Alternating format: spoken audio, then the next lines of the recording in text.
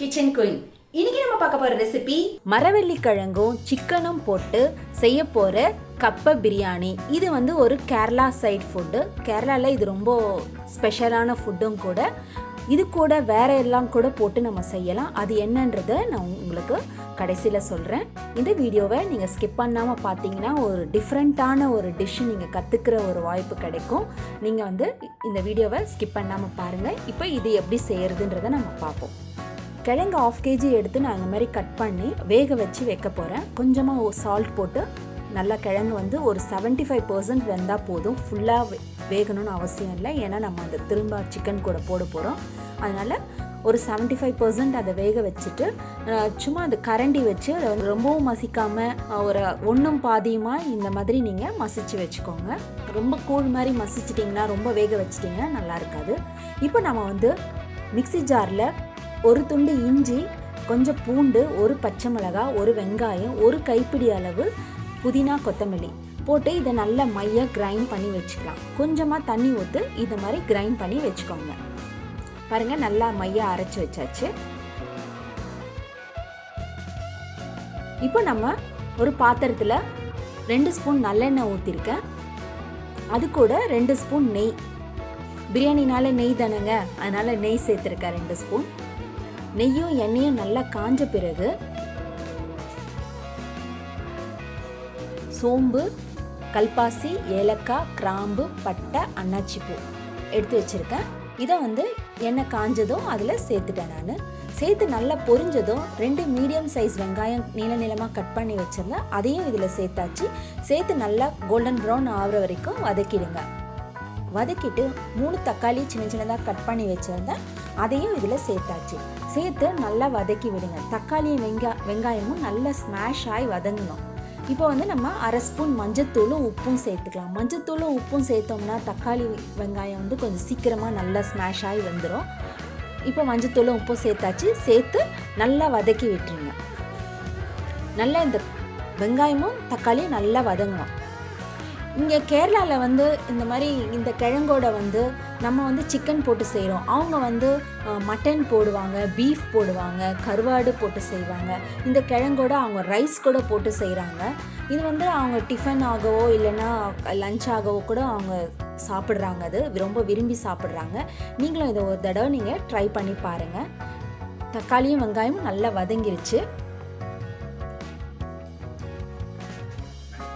நல்லா ஸ்மாஷ் ஆகி வதங்கின உடனே இப்போ வந்து நம்ம அரைச்சி வச்சுருக்கோம் இல்லைங்களா, அந்த விழுதை இதோட சேர்த்துக்கலாம். சேர்த்துட்டு அடி பிடிக்காமல் நல்லா கிளறி விடுங்க. நல்லா கொதிக்குது பார்த்தீங்களா, நல்லா கிளறி விடுங்க. இப்போவே நல்லா வாசனை வருதுங்க. நல்லா இந்த மாதிரி வதக்கி விடுங்க. நல்லா வதங்கட்டும். அந்த பச்சை வாசனை, அந்த இஞ்சி பூண்டு, அந்த புதினா கொத்தமல்லியோட பச்சை வாசனை போகிற வரைக்கும் நல்லா வதக்கி விட்டுருங்க. பாருங்கள், நல்லா வதங்கி எண்ணெய்லாம் பிரிஞ்சு வருது. இப்போ வந்து நம்ம இது கூட மசாலா சேர்க்க போகிறோம். 1/4 ஸ்பூன் மிளகாய்த்தூள், 1 ஸ்பூன் கரம் மசாலா, 1 ஸ்பூன் தனியாத்தூள் போட்டு நல்லா வதக்கி விட்டுருங்க. நான் வந்து 1/4 ஸ்பூன் மிளகாய்த்தூள் தான் போட்டிருக்கேன், ஏன்னா ஆல்ரெடி ஒரு பச்சை மிளகாய், பெரிய பச்சை மிளகாய் போட்டு அரைச்சிருக்கேன். உங்களுக்கு காரம் இன்னும் அதிகமாக வேணும்னா நீங்கள் 1/2 ஸ்பூன் கூட போட்டுக்கோங்க. பட் இந்த குவான்டிட்டிக்கு 1/4 ஸ்பூன் மிளகாய்த்தூளே போதுமானது. நல்லா வதங்கட்டும். வதங்கின பிறகு நம்ம கழுவி எடுத்து வச்சுருக்க சிக்கனை அதோட சேர்த்துடலாம்.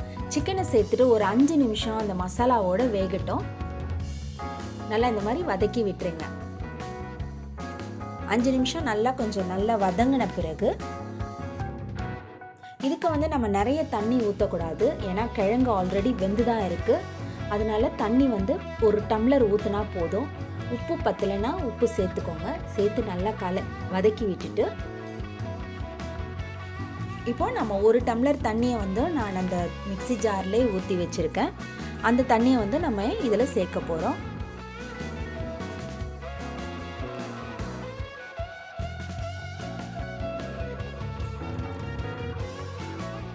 இது வந்து ஒரு டிஃப்ரெண்ட்டாக இருக்குங்க. நானும் இதான் ஃபர்ஸ்ட் டைம் இப்போ நீல்கிரிஸ் போனதுனால அங்கேருந்து தான் நான் இதை கற்றுட்டு வந்தேன். சாப்பிட்டு பார்த்தா ஒரு டிஃப்ரெண்ட்டான டிஷ்ஷாக தான் இருந்தது. அதனால் நீங்களும் இதை உங்கள் வீட்டில் கண்டிப்பாக ஒரு வாட்டி ட்ரை பண்ணி பாருங்கள். தண்ணி நிறையா ஊற்றாமல் ஒரு டம்ளர் தண்ணி மட்டும் ஊற்றி இப்போ வந்து நம்ம க்ளோஸ் பண்ணி விட்டுடலாம். க்ளோஸ் பண்ணி விட்டுட்டு ஒரு 15 நிமிஷத்தில் சிக்கன் வெந்துடும். இப்போ 15 நிமிஷம் ஆயிடுச்சு. பாருங்கள், சிக்கன் நல்லா வெந்துருச்சு. நல்லா கிரேவி மாதிரி வந்திருக்கு பாருங்கள். சிக்கனும் நல்லா வெந்தாச்சு.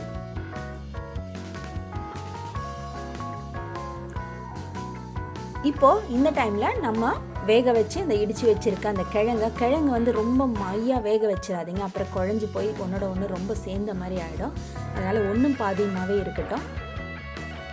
இப்போ அந்த கிழங்கு இதோடு சேர்த்துட்டு நல்லா ஃபுல்லாக எல்லா பக்கமும் படுற மாதிரி கிளறி விட்டுருங்க. நிறைய நம்ம தண்ணி நிறையா சேர்க்காததுனால கரெக்டாக ஆகிடுச்சு பாருங்கள். ஒரு டம்ளர் தண்ணி தான் நான் சேர்த்துருந்தேன். இப்போ வந்து எல்லாமே கரெக்டாக ஆகிடுச்சு. இப்போ வந்து நம்ம ஒரு 5 மினிட்ஸ் மட்டும் இதை மூடி வச்சிடலாம். ஆக்சுவலி வந்து இதை தம் போடுவாங்க. நமக்கு இங்கே தம் போடுற ஃபெசிலிட்டி இல்லாதனால நான் மூடி வச்சு ஒரு 5 மினிட்ஸ் மட்டும் வச்சுட்டேன்.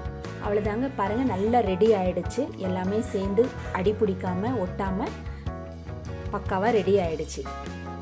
அவ்வளோதாங்க, நம்மளுடைய கப்ப பிரியாணி சூப்பராக ரெடி ஆகிடுச்சு. இதில் வந்து கொத்தமல்லி இலை தூவி நம்ம சூடாக பரிமாற வேண்டியது தான். நீங்களும் இதை உங்கள் வீட்டில் ஒரு வாட்டி ட்ரை பண்ணி பாருங்கள். உங்களுக்கு பிடிச்சிருந்ததுன்னா கண்டினியூ பண்ணுங்கள். இந்த வீடியோ உங்களுக்கு பிடிச்சிருந்தா லைக் பண்ணுங்கள், கமெண்ட் பண்ணுங்கள், ஷேர் பண்ணுங்கள். என்னங்க, ரெசிபி பார்த்தீங்களா? பிடிச்சிருந்ததா? சூப்பராக இருந்துச்சா? உங்கள் எல்லாருக்கும் ஒரு சின்ன ரெக்வஸ்ட். அது என்னென்னா, என்னுடைய பேஜை லைக் பண்ணுங்கள், கமெண்ட் பண்ணுங்கள், ஷேர் பண்ணுங்கள். மீண்டும் உங்களை அடுத்த ரெசிபியில் சந்திக்கிறேன். Until then, bye.